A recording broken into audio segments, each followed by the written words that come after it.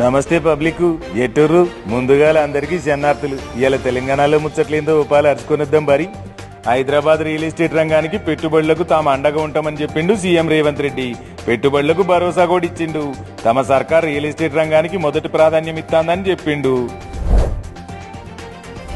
Real estate రంగంలో పెట్టుబడులు పెడితే లాభాలు చూపెట్టే బాధ్యత తానే తీసుకుంటున్నానని భరోసా ఇచ్చిండు సీఎం సాబు. కొందరు పని కట్టుకుని దుష్ప్రచారం చేస్తుర్రని మండిపడ్డాడు. ప్రభుత్వం రాష్ట్రాభివృద్ధికి కట్టుబడి ఉందని బరాబర్ చెప్పిండు. ఇక రాష్ట్రంలోని 553 మండలాల సమైక్యలకు 600 బస్సులు కొనియనుంది రేవంత్ రెడ్డి సర్కారు. గా బస్సులను ఆర్టీసీకి అద్దెకిస్తారట. ఇప్పటికే తొలి విడతల 151 బస్సులు అద్దెకిచ్చిర్రు.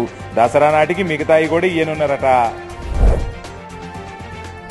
తెలంగాణలో ఈసారి రికార్డు స్థాయిలో 42 లక్షల మంది రైతులకు రైతు బీమా సౌకర్యం కల్పించింది రేవంత్ సర్కారు.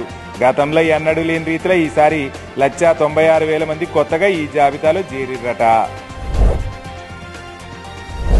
ఎర్రవెల్లి ఫామ్ హౌస్ లో కేసీఆర్, హరీష్ రావు, మాజీ ఎంపీ వినోద్ కుమార్ తో భేటీ అయ్యిర్రు.